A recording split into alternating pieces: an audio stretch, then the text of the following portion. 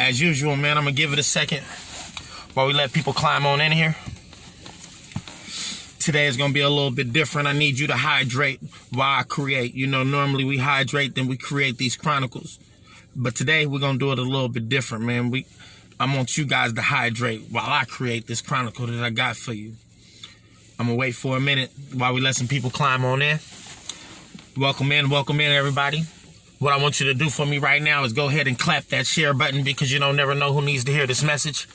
I'm not going to hold you for too long, but this message right here is a deep message that I got for you. So go ahead and climb on in, everybody. Let's get comfortable. As usual, go ahead and hydrate and create with your boy while we create this chronicle that I got for you.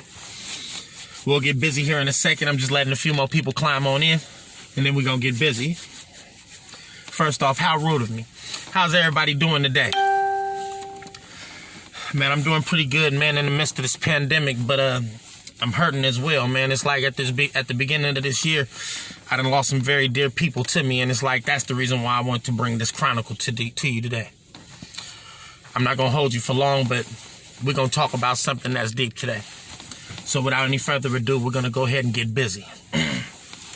Good afternoon, kings and queens. You're now tuned in for another one of these good car chronicles with your boy, Rock G. Enough is enough. This black on black violence, it's not healing us.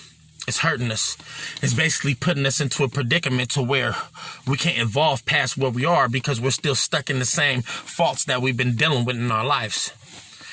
It's time for us to start loving each other. You remember how back in the days in the live when I asked, why so personal? Why so personal, black people?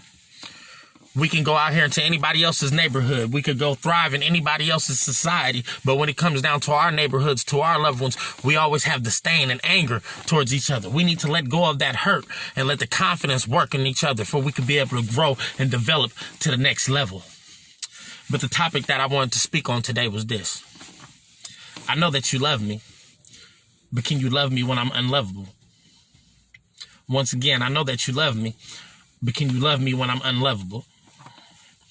A lot of the times, people, we want to have folks that stroke our ego and let us know when we're doing right. But when we're doing wrong, we don't want anybody to address that. We need to change that because even though you were wrong, that is what helped you get to where you were right. Negative situations help you enjoy and appreciate the positive things even more. For example, I've lost loved ones, right? The times that I had with them were beautiful. It was beautiful times. It was great times that I had with them, right? So when they left me, it hurt. But at the same time, I had something that was way more valuable to hold on to, and that's the memories that I shared with them. That's what I mean by when I say, I know that you love me, but can you love me when I'm unlovable? Nobody's perfect in this life. We all have mistakes. We've all had hardships. We all have made selfish decisions in life. But what it comes down to is what you learn through them. In life, there's lessons and blessings. The lessons being what you go through and the blessings being what you learned while going through them. You can't allow hard times to negate you from being successful in this life. You can't allow difficulty to prevent you from succeeding in this life. There's always going to be a hard road, but this is what I say, help your feet adapt to different terrains. Help your feet adjust to different terrains, folks. What I mean by that is when you're walking in this life, it's going to be different terrains. You're going to have some of them that feel like sand and water in between your toes and feel comfortable on your feet. But then you're going to also have times in your life where it's going to feel like you're walking on concrete. You have to basically teach your feet. You have to train your feet to walk on every terrain in this life. That's what I call adaptation. You remember how I say polish yourself. Everybody wants to be a sponge, but what you're going to do when your sponge meets capacity? That's the reason why I say you have to be spongy clay, because when your sponge meets capacity, you can always bring it into the clay and mold yourself. If you don't like what you see, you can break that pottery and repeat the process until you're satisfied with what stands in front of you. Yesterday is history. Tomorrow's a mystery. Today's a gift. That's why they call it the present. Unwrap it. Live your life like it's your last day here, because you never know when God's going to call you home. I know that you love me, but can you love me when I'm unlovable? there's a lot of us that's been through situations. There's people that have sex addictions, drug addictions, gambling addictions. Can you love that individual while they're unlovable? Can you love that gambling addict when they go and spend rent money at the casino? Can you love that sex addict when they go out there and cheat on you? Can you love that drug addict when they sitting at home alone getting high without you? That's what I mean by I know that you love me, but can you love me when I'm unlovable? A lot of people want this sugar-coated life where everything is just daffodils and dandelions, but that's not how this works. In this life, there's a thing that I like to say.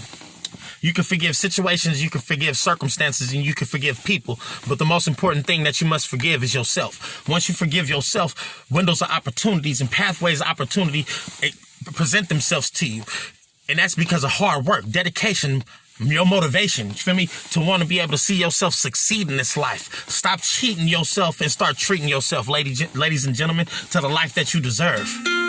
You will never receive the life that you deserve without putting the footwork in. Once again, you will never receive the life that you deserve without putting that footwork in. I know that you love me, but can you love me when I'm unlovable? Let that sink in for a minute. Another thing that ties into that is you being your star player. You being the star player that's in your life. Anybody that you allowed to be around you are role players. So the thing is, role players only play as good as the star player plays. So when you're on your A game, everybody that's around you that you're connected with is on their A game. So then everything just flows steadily. It's smooth sailing from there. If you're just now joining my broadcast, please do me a favor. Go ahead and clap that share button. You never know who needs to hear the message. What I'm speaking about today is, I know that you love me, but can you love me when I'm unlovable? I know many people can relate to this. I know that you love me, but can you love me when I'm unlovable? Perfect example, right? We all been in the streets and we all done different things in our lives, right? A mother's love is unconditional, right? Because even though we could have been out here doing negative things, right? When something happens to us, what does she call us? Her baby. That's my baby. That's my baby, because she doesn't see you for the negative that you did. She only sees you for the positives that you did. And that's what we need to start understanding, that love overrules all. There's too many people in this life that's so busy trying to hold grudges, and they're so busy trying to be angry. Why are you trying to find more reasons to be angry when we just got rid of an orange president that did that for you? Why are you still trying to be angry when we're still dealing with social injustice? Why are you still trying to be angry when we're dealing with all these different facets in life that don't brandish love? Love is the key to everything. In order to overcome, in order to triumph, in order to develop into that individual that you want to be, you have to love harder, love intentionally, love on purpose. More love and less hate is what we need in this life. That's the reason why I asked the question. I know that you love me, but can you love me when I'm unlovable? Well, can you? I'm not a perfect individual. I got anger issues, etc. Can you love me while I'm mad? Can you help redirect me into a space in life to where I could progress, where I could be able to see my downfalls and where I messed up in life, so then therefore I could be able to make the proper adjustments to become that individual that I see in the mirror and that you saw before I even acknowledged it? Or are you just going to be a person that's sitting on the sideline criticizing me, but not in the game, catching a few balls, getting your jersey dirty? I wonder. I know that you love me, but can you love me when I'm unlovable? One thing that I've been doing a little bit more in my life now is I've been embracing the people that's in my life a lot more. Even though I'm the type of person, those that know me, I don't stay in touch as much as I used to. And it's not because I hold disdain towards you or because you're not important to me, but it's just that right now I have to focus on self first. It's because, like I tell you, they call it the spotlight for a reason, right? It's for you to present a complete product. But there's too many people out here that are brandishing incomplete products to the world in the spotlight, right? The reason is because when you were in your dark time, you didn't take the time in order to polish yourself. What I mean by polishing is crossing your T's, dotting your I's, righting your wrongs, man, correcting anything that you didn't get to correct at a time in your life, and you go back and make them proper adjustments in the dark. So then, therefore, when you come to the spotlight and present to the world who you are now, you're presenting a complete product. It's a whole 180 from who you used to be. You don't never want to tell everybody in the world that, oh, I'm accomplishing this, I'm doing this. And then when you come back, you're doing the same shit. It doesn't add up. At the end of the day, when you come out here to the spotlight, you are presenting a finished product to the world. So don't be mad when you're by yourself. Being by yourself, it's time for you to reflect on self. It's time for you to reflect on where you were wrong. It's time for you to reflect on where you were right. And therefore, you can be able to fine tune and tinker on whatever you need to tinker on in this life in order to make the proper adjustments to help you be a better you. And it all starts with love. You got to love more. There's enough hate in this world already. We have to love more. There's enough hate in this world already. There's a lot of people that's sitting out here holding on to people that's past their expiration date. For those of y'all that tune into the Car Chronicles a lot, you know when I reference to people like expired milk, it's sitting in your refrigerator, right? Why are you letting people sit in your life that are past their expiration date? I'll wait. You don't go into your refrigerator and look at that milk that's coddled and be like, I think I'm going to have a bowl of cereal. But then you continuously do this with individuals that are past their expiration date. Things that are past their expiration date become toxic. In order to get rid of the toxic things in your life, you have to start recycling and start getting rid of the trash that's inside of your life. I don't care if it's a loved one. I don't care if it's a spouse. I don't care if it's a best friend, pastor, whoever it is. You need to get rid of the negative people that are in your life because they're hindering you from becoming successful, from becoming that great individual that you was meant to be in this life. They are hindering you. Toxic people hinder you from your growth, from your development. You're never going to develop and become greater than what you were when you keep returning back to what hurt you. That's sort of like a dog going back to its throw up. That's the perfect analogy. You know how, like, for those of you that are dog owners, when your dog throws up, you'll be like, oh, shit, it didn't throw up. And the next thing you know, you'll turn back around and that dog is back there licking its vomit. That's what it's like when you let these toxic people sit in your life. You're going back to what hurts you. If your body rejected it, why are you going back to accept it again? If it wasn't meant for you the first place, what make you think it's going to change the second time? The only time that insanity works is when you are developing a plan to succeed, when you are going on a business endeavor. If you're a person that has entrepreneur dreams or something like that, you have to be a little bit insane, because insanity, the definition to insanity is what? Doing the same thing over and over and over again, expecting different results. But in order to be successful, you have to be a little insane, because you have to keep doing the same thing over and over and over. Did I say over and over again until you find that proper formula that fits it? If you're just now joining my broadcast, please do me a favor, please. Go ahead and clap that share button, please, because you don't never know who needs to hear this message. What I was speaking about is, I know that you love me, but can you love me when I'm unlovable? And at the beginning of the broadcast, what I shared about was I've lost a lot of people this year. It's hurtful. Yes, it's paining to me. And I just wanted to get on here and share with you, because when is it going to be enough, y'all? We keep losing kings. We keep losing princes. We keep losing princesses and queens because we're all out here battling each other. When the battle is not me and you.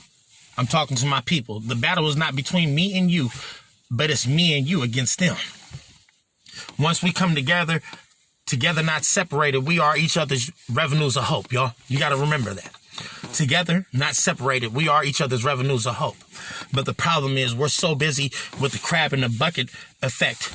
One of us try to climb out and meet their success, and then we all just keep pulling them back down to the bottom and holding them there because we're satisfied with the mediocrity. We need to break the chains of mental bondage that's within inside of our brain. I understand that we are in a quarantine right now. We're in a pandemic right now, but there's a lot of you, myself included, there's a lot of you, myself included, that have been quarantined in your brain for longer, way longer than this pandemic hit. Break the chains of mental bondage. It all starts with love. Love you. Love yours. Even love the people that don't have no love for you, because that shows where you're developing in a place where they never have. Always outgrow where you used to be. You're not the same you that you were 4 minutes ago. You're not the same you that you were a month ago. You're not the same you that you were a year ago. You remember how I spoke on generational curses, and I said from here on out, generational curses will not hinder anybody else because there's a rock standing in front of it. I meant that. From here on out, this is what I want you to do for me today. Instead of going outside and finding reasons to be angry, go outside and find reasons to love. Oh, fellas, open that door for that lady. Ladies, when he opens that door for you, why don't you say thank you instead of saying period or some goofy shit like that? Let's try to develop into what we want to be and not what we see on a daily basis. As usual, I love y'all, and I'll tap back in later.